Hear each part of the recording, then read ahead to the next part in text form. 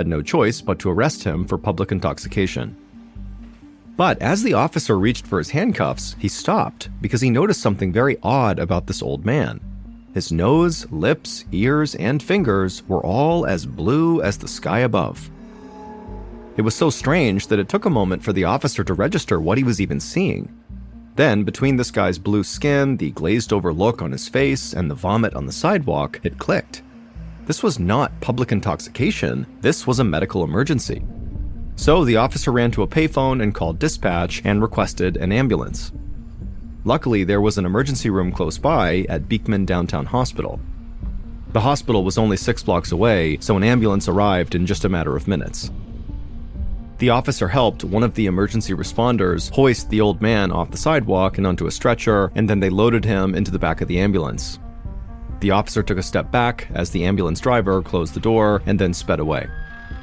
After the ambulance had disappeared around the corner and the police officer had resumed his beat, he thought to himself, in all his years on the force, that might have been the strangest thing he'd ever come across.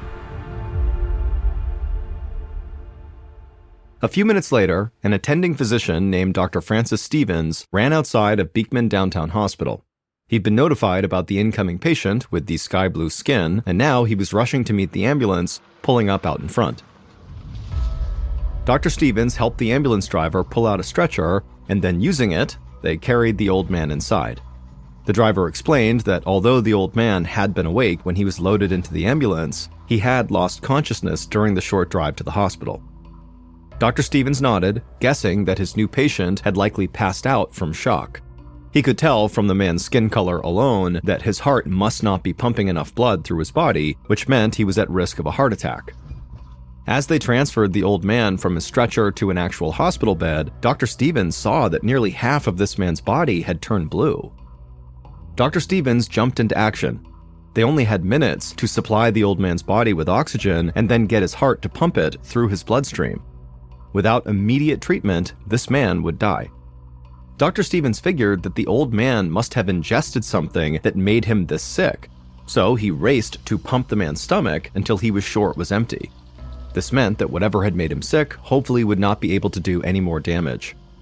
The doctor then strapped an oxygen mask over the old man's face to increase the oxygen in his blood and then gave him stimulants to help his heart pump more efficiently. After this, there was nothing to do but wait. Dr. Stevens looked at the old man lying unconscious in the bed, his skin still bright blue, and the doctor just hoped they had treated him in time to save his life. Later that morning, Dr. Stevens returned to check on the old man and found him lying in bed, fully awake. His lips and fingertips did have a bluish tinge still, but the effect clearly had dramatically lessened. The man said his name was William and that he was 82 years old, and then after that he began looking around the room with very suspicious eyes and demanded to know what had happened to him. Dr. Stevens told William that he had been suffering from a condition known as cyanosis that results from inadequate oxygen in the bloodstream. Cyanosis is known for causing people's skin to turn blue. It was a rare condition, and they weren't sure why William had gotten it. Although Dr. Stevens could assure William that for the time being, the best treatment available was just to rest. This answer did not seem to satisfy William because his next question was, well, when do I get to go home? But before Dr. Stevens could answer him, the doors of the emergency room burst open and another unconscious man was carried into the waiting room. Dr. Stevens rushed from William's side to help this new patient. As the man was laid onto a bed, Dr. Stevens stopped and just stared at him with a look of surprise on his face. This new patient was also an old man dressed in tattered clothes, and as Dr. Stevens bent over him, he noticed that, just like William, this old man's lips, nose, and fingers were also bright blue. So Dr. Stevens administered the same treatment he'd just given William: a stomach pump, an oxygen mask, and heart stimulants. But as he was working on this new patient, Dr. Stevens started to have this sinking feeling in his gut. 2 cyanosis cases on the same day? What was that about?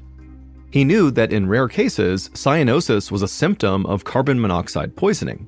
He worried that there might be a gas leak in a nearby building, and in a neighborhood as crowded as Lower Manhattan, that could be disastrous. Dr. Stevens was able to stabilize this new patient's condition, but the doctor didn't have a moment to rest. Almost immediately after the second patient was stable, he heard another ambulance pull up out front, and seconds later, 3 more people were carried in. And from across the room, Dr. Stevens could already see that all 3 of them were elderly, run-down men, and they were all bright blue. Now, Beekman Downtown Hospital had a total of 5 cyanosis patients. Dr. Stevens and his staff worked through the entire morning to save these 3 new blue patients, and then just before lunch, 2 more blue men were carried in, and 10 minutes later, another 2. Dr. Stevens was totally confused. Something in the city had to be making all these men sick, but it just was not clear what it was. By noon, there were 9 ragged elderly men who had blue skin who were laid out in the hospital's beds. Dr. Stevens and his staff ran from bed to bed, administering treatment until all 9 men were totally stabilized and their skin was slowly turning back to its normal color. It was only then that Dr. Stevens had a moment to step back and actually go look at the men's admission papers. These documents revealed that all of the men had been found on sidewalks or in condemned buildings all around the neighborhood. Dr. Stevens didn't know what to make of this, but the fact that the men were coming from different places meant that a single gas leak probably could not have made them all sick. But if it wasn't gas poisoning, what was making these men turn blue? Dr. Stevens worried it could be some kind of airborne illness or virus, and so even though Dr. Stevens did not really know what was going on, he knew it was now time to report this outbreak to the Department of Health. About an hour later, a field epidemiologist with the New York Department of Health named Dr. Ottavio Pelletieri walked through the doors of Beekman Downtown Hospital. He showed his identification to the receptionist and asked to speak with the physician who was in charge. Dr. Pelletieri's job was to investigate possible outbreaks of disease. His eyes wandered around the emergency room. Of the 9 blue-skinned patients laying in the beds against the wall, only 5 of them were awake. Dr. Pelletieri focused on William, who was the first patient brought in that morning. William was sitting upright in his bed, his skin still somewhat blue, but he was clearly feeling better. Dr. Pelletieri walked over and introduced himself. He asked William about his morning. The old man coughed into his fist and then thought for a moment. He said at first it was just an ordinary day. He'd woken up in a nearby rooming house called the Globe Hotel, which was a crumbling, dingy building filled with as many twin beds as possible. After waking up, William said that he wandered down to breakfast at the Eclipse cafeteria, where low-income people could get a hot meal very cheap. He ate some oatmeal and drank some coffee, and then started back to his boarding house. And when he reached the sidewalk right outside of the Globe Hotel, he suddenly started feeling these stabbing pains inside of his stomach. Then he fell to the ground, and the next thing he knew, he was in this hospital bed. Just as Dr. Pelletieri was about to open his mouth to ask William some follow-up questions, the cyanosis patient in the next bed over piped up and said that he also had eaten at the Eclipse cafeteria that morning. Dr. Pelletieri raised his eyebrows. He stepped away from William's bed and asked the 5 conscious patients if they'd also eaten at Eclipse that morning. And all of them nodded yes, they had. Dr. Pelletieri now knew where to start his investigation. Something obviously was wrong at the Eclipse cafeteria. The question was whether there was a carbon monoxide leak there or if something else in the restaurant had made these men sick. It could be food poisoning, though Dr. Pelletieri thought this was unlikely since the symptoms of food poisoning usually take at least 12 hours to manifest, and these men had passed out from pain and shock within just minutes of leaving the Eclipse cafeteria. Dr. Pelletieri then thought of something else that could have caused this quick and sudden illness. He took another sweeping look at the 5 conscious men in front of him and told them he had one more question. He promised they would not be in trouble, but he just had to know whether any of them had used a drug such as heroin that morning. There was a pause as the men stared back at him, but then all of them shook their heads no, and then told Dr. Pelletieri that they were actually drinkers, not drug users. They were all so serious that Dr. Pelletieri immediately believed them. Just then, a nurse walked up behind Dr. Pelletieri and tapped him on the shoulder. She pointed across the room to Dr. Stevens, the ER doctor, who was striding toward him. Dr. Pelletieri gave Dr. Stevens a nod and met him halfway across the room, extending a handshake.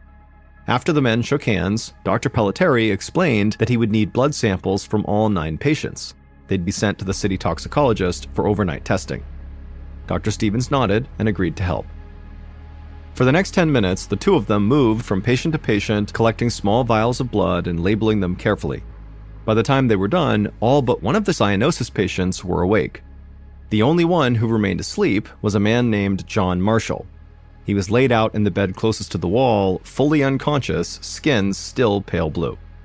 Dr. Pelletieri looked John up and down before labeling his blood and placing it in a small box with the other samples. It was clear to Dr. Pelletieri that whatever had made these men sick, John must have gotten the worst of it.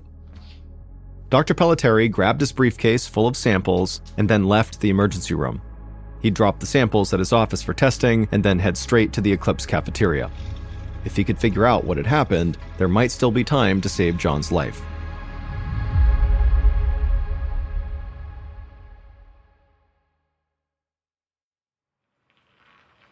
Around 5 o'clock that afternoon, Dr. Pelletieri arrived at the Eclipse cafeteria to find it closed and locked up. But the lights were on inside, so the doctor knocked on the dingy glass door. When there was no answer, he knocked again, announcing himself loudly as a member of the health department. Finally, he saw someone inside pop out of the kitchen and hurry across the dining room. The man was dressed in a well-tailored trench coat and wore a suit. He unlocked the front door and opened it for Dr. Pelletieri and then introduced himself as Mr. Weinberg and said he was from the New York Bureau of Food and Drugs. He explained to Dr. Pelletieri that a secretary from the New York Department of Health had already called his office. Now that a restaurant was potentially responsible for the cyanosis outbreak, his department needed to be involved. Dr. Pelletieri felt grateful for the unexpected help, and so he stepped inside of the Eclipse cafeteria, and right away he was hit with this horrible smell. It was like an algae-filled aquarium. Dr. Pelletieri thought there must be so much mold lurking behind all the filthy and cracked tile walls. This place was so overdue for a proper cleaning that an inch of black grit clung to every corner of the floor. Dr. Pelletieri looked around the rest of the room, and he saw fruit flies climbing the walls.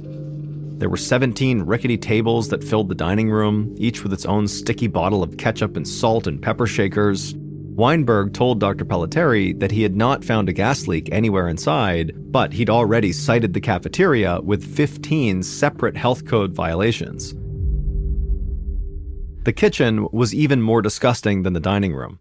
A thick layer of grease clung to every surface, bags of rotting garbage sat beneath the kitchen sinks. Dr. Pelletieri picked up a fork lying on the counter, and a thick layer of starch coated the fork prongs. To him, everything inside of this cafe was a potential contaminant. It was only then that Dr. Pelletieri noticed the cook and the restaurant owner standing beside the oven. Dr. Pelletieri was even more surprised to find that both men looked genuinely upset, maybe even afraid. Dr. Pelletieri felt relieved. Usually, restaurant owners were combative when the health department showed up, but he guessed that these men were going to be cooperative. If they had something to do with these 9 men getting sick, it seemed very much like it was an accident. Dr. Pelletieri wanted to speak with the line cook first. He asked the man if he did anything different than usual when he cooked breakfast that morning. The line cook shook his head and said no. He had made the usual breakfast of oatmeal, rolls, and coffee, nothing different than every other morning. Dr. Pelletieri then followed the cook to the pantry, taking note of the type of dry cereal the cook had used to make 6 gallons of oatmeal. Then the cook led Dr. Pelletieri to the giant metal stock pot that he had used to both cook the oatmeal and then serve the oatmeal, enough to serve 125 people that morning. The cook rattled off the recipe: 5 pounds of that dry cereal, 4 gallons of city tap water, and a handful of salt.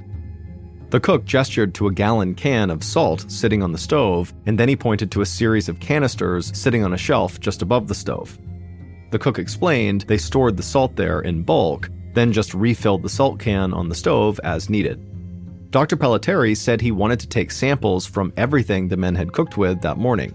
Then the doctor grabbed a step stool to reach the canisters labeled table salt above the oven. And when he was up there and was eye level with these canisters, he noticed there was a different canister hidden amongst them, one that did not have a label. Dr. Pelletieri lifted that can off the shelf and looked inside, and to him, it just looked like table salt. But just to be sure, Dr. Pelletieri climbed down from the stepladder and then showed this unlabeled can of white crystals to the cook and said, "What is this?" The cook explained that this can contained something known as saltpeter, which was a preservative he used to make corned beef and pastrami. The cook said he did not use the saltpeter to make oatmeal. For that, he used regular table salt. Dr. Pelletieri nodded, but just in case, he took a small sample of the saltpeter with him. For a moment, Dr. Pelletieri wondered if maybe there had been some kind of a mix-up and the cook had used saltpeter instead of table salt. But even if that had been the case, that would not have been what made all 9 of those men sick. Saltpeter was not toxic. Once Dr. Pelletieri had a bag full of all the samples he needed, he left the Eclipse cafeteria, hoping he would never have to return. Then he headed for the health department chemist's office. He needed these samples tested for poison overnight, along with the blood samples that he'd dropped off earlier. Dr. Pelletieri really wanted to get back to the hospital to check in on the 9 patients. But first, he had to make sure that this cyanosis outbreak was contained and that he was aware of every single cyanosis patient being treated right now in the city. He spent the next several hours visiting every cheap rooming house in the neighborhood, as well as all the nearby hospitals, until he was certain that the only cyanosis victims that were being dealt with right now were the 9 at the Beekman Downtown Hospital. When Dr. Pelletieri finally returned to the Beekman Downtown Hospital, it was well after midnight.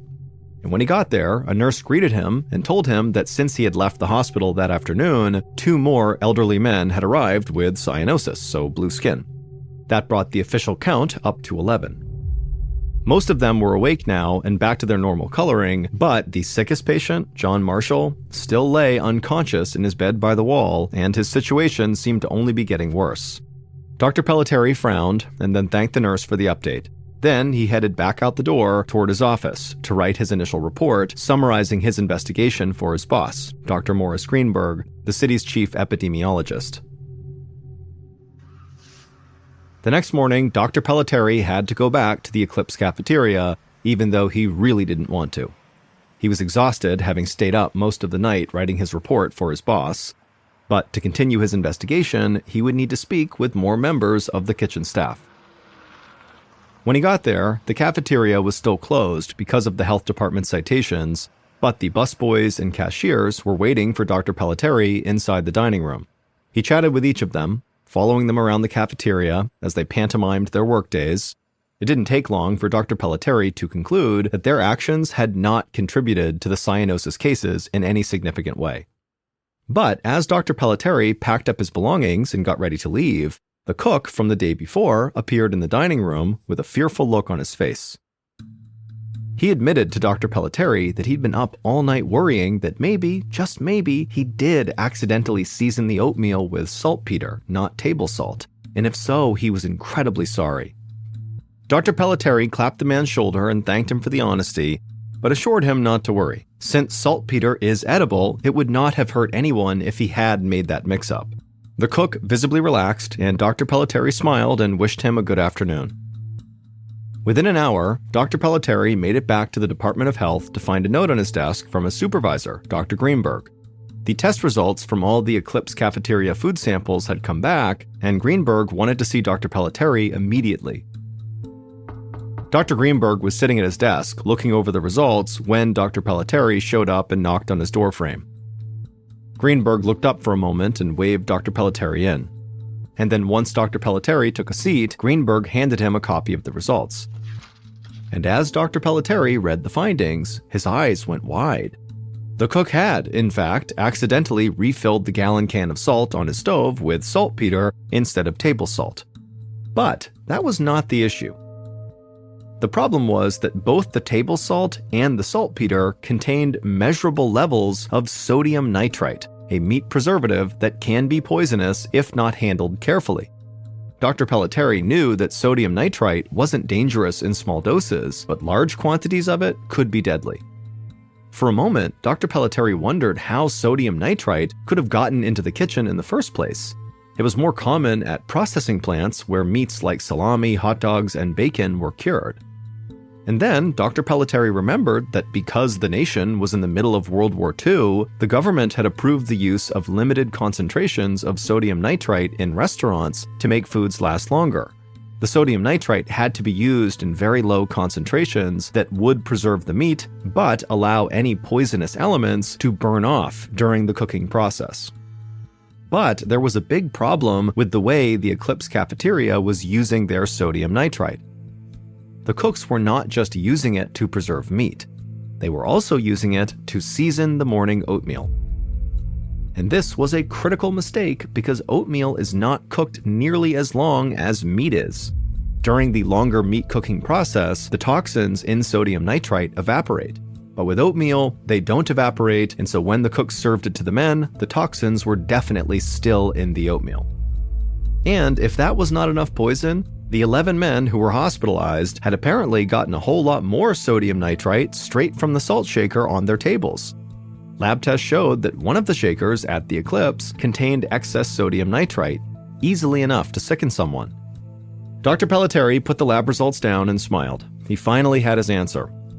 He would tell the restaurant about the mix-up right away, and as for the 11 blue men at the hospital, they were unlikely to suffer any long-term health problems from what had happened to them. Dr. Pelletieri thanked Dr. Greenberg, then got up to go spread the good news. That evening, Dr. Pelletieri stopped by the Beekman downtown emergency room on his way home. When he arrived, he learned that 10 of the 11 blue men had been released with a clean bill of health. When he called Dr. Greenberg to let him know, Greenberg said it was nothing short of a miracle. All of the survivors were self-proclaimed alcoholics, and alcoholics often crave salt. He was sure that all of them added salt liberally to their food, unwittingly putting their lives in danger. Dr. Pelletieri agreed, and he wanted to tell these men how lucky they were, but the survivors had been discharged and had all returned to their transient lives out on the streets. He knew he would likely never find them again. Still, they were part of a special group, survivors of being poisoned with sodium nitrite, an event so rare there were only 10 other cases of it ever in recorded history. But that was no help for the 11th blue man, John Marshall. His health had been so bad prior to consuming this sodium nitrite that he had died earlier that evening. Dr. Pelletieri's throat felt tight when he heard that news. He'd conducted his investigation as quickly as possible, but it still was not fast enough to save everyone.